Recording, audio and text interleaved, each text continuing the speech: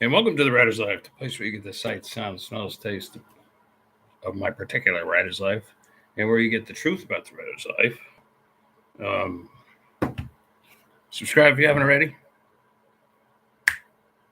Punch the like button and the bell for notifications so you don't miss out on one single exciting video and how exciting they are. I just got through watching like Independent Alliance, the video. Well, I watched most of it. Um, an acquaintance of mine who was in the 12 with one of the members of the 12 when we won the we didn't win anything. We hit the New York Times and the USA bestseller list with a bundle. Anyway, back when you could do that kind of thing. She's always on it, and this other person, whom I don't know. In any case, they were talking about ways writers can improve their income, increase their income, I should say. Improve, increase, whatever. Improve, increase, and like there were all sorts of things like Kickstarter and all that. Anyway, thus far, it was like 40 minutes of this stuff, and not once did they mention writing the next book is probably key to increasing your income. They sort of got around that, though. I mean, like Joanna did mention Dean Wesley Smith's, metaphor of the pie and the magic bakery, where, like if you only have one cupcake in there, and people are going to turn around and go out. But if you have a whole bunch of different things in there, people will probably buy a lot of them. So you should have a lot of things in your inventory, and that's currently my main goal right now is to make sure that I have enough inventory and enough of a variety that people will want to come to my website, vinzandri.com, the brand new one. Check it out. And don't forget to get your free thriller, Moonlight Falls. So she did stress that a lot, but it's just that like no one ever mentions like just write the next book. That should be, to me, that should be priority number one. It doesn't sound like it is to them, but maybe that's not the way they wanted to, maybe that's not the way they wanted to structure their talk or whatever it was. In any case, you should check it out if you can. I don't have the link below, but just Google or just go to YouTube, authors, Independence Alliance of Authors or something like that, of self-published authors or whatever. I'm fucking this up something fierce, and they're probably going to yell at me. Anyway, so like I was thinking like maybe do like a week in review kind of thing, just whatever comes to my mind, because I didn't plan anything. In fact, I rarely plan anything. It just sort of comes to me. So I was skiing the first 2 days this week, and I talked to you while I was on the mountain about writing as a use it or lose it tool. You need to write every day, no matter what's going on in your life. And I'm talking 7 days a week.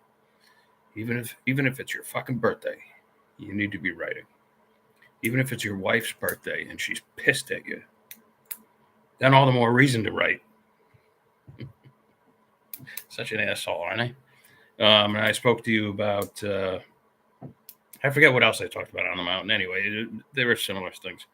I also spoke with you about how I went to my oral surgeon and everything's okay in there. It's healing up. Still got a ways to go.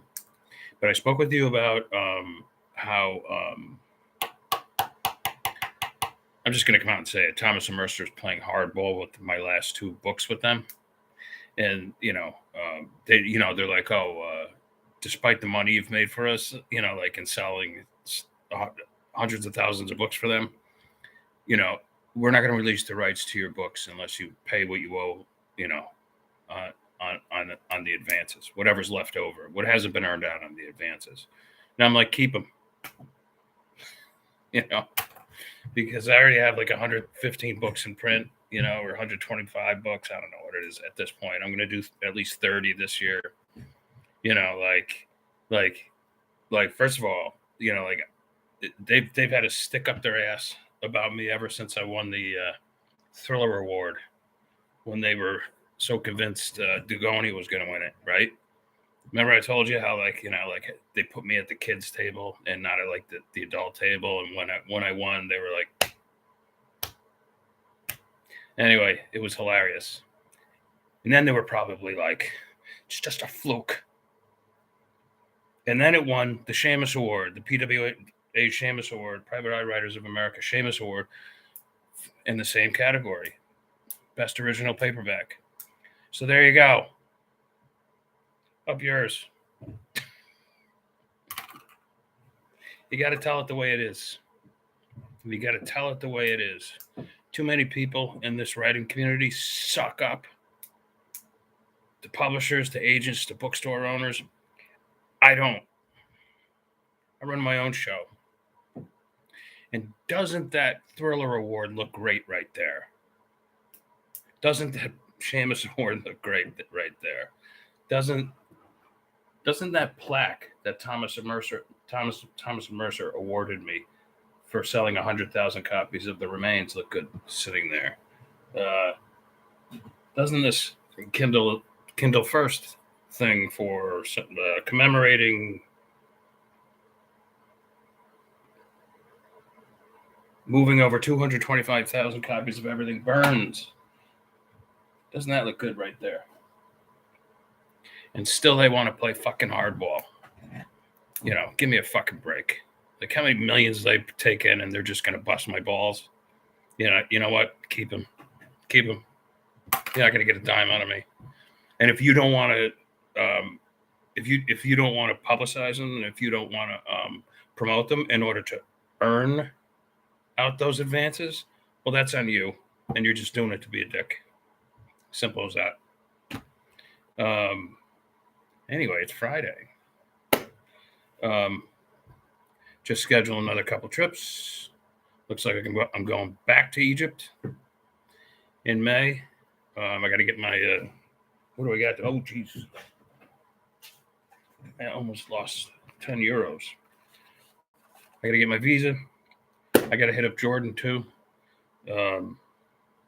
I'm supposed to go to Iraq and Kurdistan too in the fall, and back to Italy as always. Somebody's chiming in. I'll get that in a second. I'll be right with you, Frank. So things are moving along as usual. I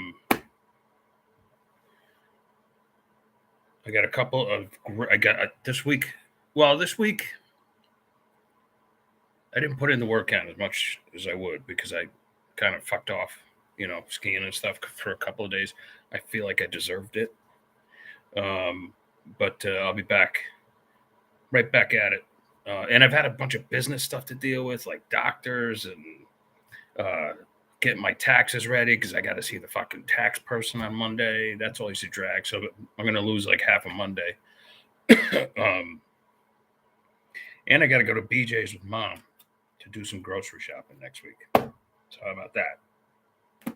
Anyway, the romantic life, the romantic writer's life. You're getting it right here. All right, so Frank, what do you got to say? Congrats, Vince. The future is bright for those who choose to build it.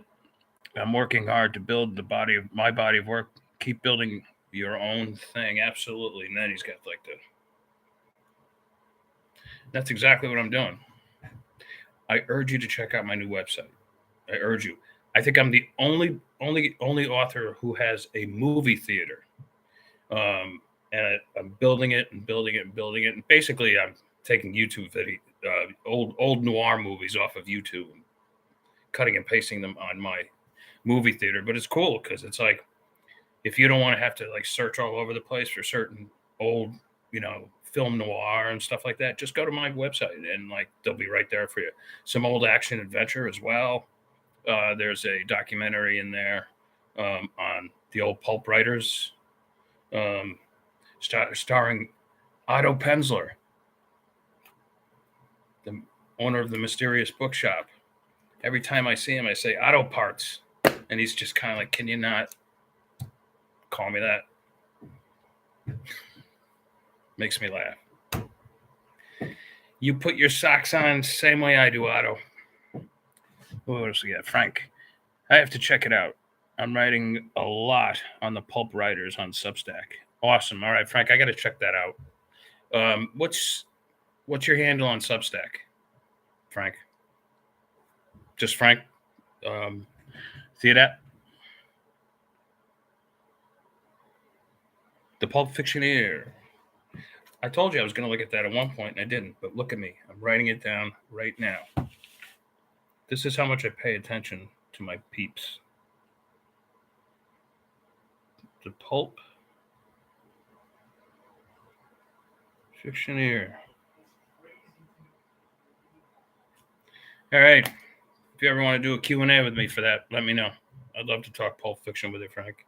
All right, you guys, it's Friday. Have a great weekend. I will try to get to you guys Sunday, unless something big happens tomorrow or whatever, then I get to you tomorrow too. But otherwise, I will talk to you Sunday. Thanks for chiming in, Frank. And I definitely got to do a Ask Me Anything one of these days. Maybe we'll schedule that next week. All right, when things calm down a little bit, after I do my taxes. All right, you guys. Ciao, ciao.